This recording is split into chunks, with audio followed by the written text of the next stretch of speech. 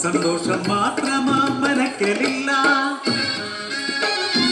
ഉണ്ണി പിറക്കാത്ത ദുഃഖത്തിൽ കഴിയുന്നു ശിവഭക്തരാം തമ്പ്രാനും തമ്പ്രാട്ടിയും. ഒരു രാവിൻ ശയനത്തിൽ ശിവദർശനേ സ്വപ്നെ തമ്പ്രാട്ടി ഉണർന്നു പുലരിയായി. തോഴിമാരൊത്തു നീരാടാൻ യാത്രയായി.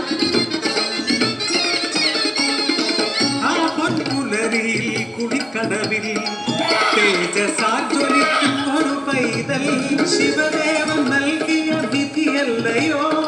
മനക്കലോ സന്തോഷം അലതല്ലി. ഉണ്ണി വളർന്നു ബാലനായി കൗമാരം പടിവാതിൽ എത്തി നിന്നു. മാറുന്നു ഭാവങ്ങൾ രീതികൾ. ഉണ്ണിക്കു കൂട്ടുകാരടിയാളന്മാർ. കടവിനക്കരെ പറച്ചിയൂരിൽ അടിയാളത്തില്ലേ കൂട്ടുകൂടി. തോട്ടിൽ ചൂണ്ടയിട്ടു കാട്ടിൽ നായാടി കല്ലുമോങ്ങി മാംസം കഴിച്ചിടുന്നു.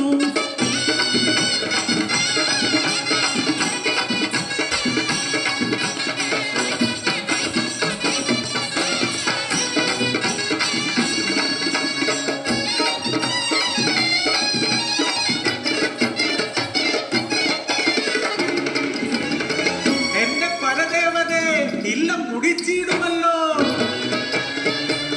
കോപിഷ്ടയാകുന്നു തമ്പ്രാട്ടി. ഉണ്ണിയെ മച്ചിൽ ബന്ധിക്കുന്നു. ജലപാനം നൽകില്ല പൊന്നുണ്ണി. കുരുത്തക്കേടുകൾ ഏറെയായി. അല്പം കഴിഞ്ഞപ്പോൾ അമ്മ തൻ മാനസം സ്നേഹമായി പിന്നെ വാത്സല്യമായി. മനക്കലെ മച്ചിന്മേൽ എത്തിയ അമ്മ അറപ്പുരവാതിൽ തുറന്നു നോക്കി. ആകെ സ്തംഭിച്ചു തമ്പ്രാട്ടി.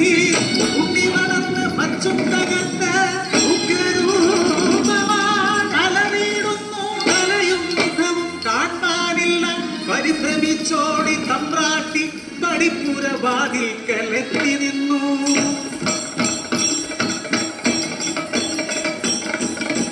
മനക്കരെ മച്ചും തകർത്തുണ്ണി വെറും ദൈവമായി മാറി. മനക്കു മുകളിലെ തലയിൽ ജ്വലിക്കും രണ്ടഗ്നിഗോളം.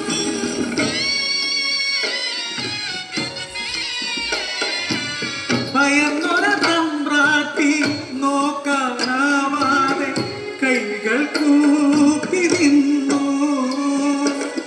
അലറുന്ന ഉണ്ണി അമ്മയോട് ചൊല്ലി മനുഷ്യനു ജാതിയൊന്നാണ്. അടിയാളപ്പറയത്തു ദൈവമാകും ഞാൻ. മുത്തപ്പൻ തെയ്യമായി ഇറഞ്ഞാടും.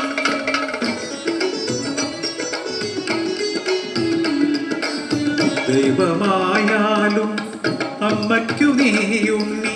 ഈ അഗ്നിഗോളത്താൽ ഉണ്ണി നിൻ മുഖം ഒന്നു കാണുവാനില്ല. കണ്ണുകൾ മൂടി മുത്തപ്പനായി നീ ദർശനം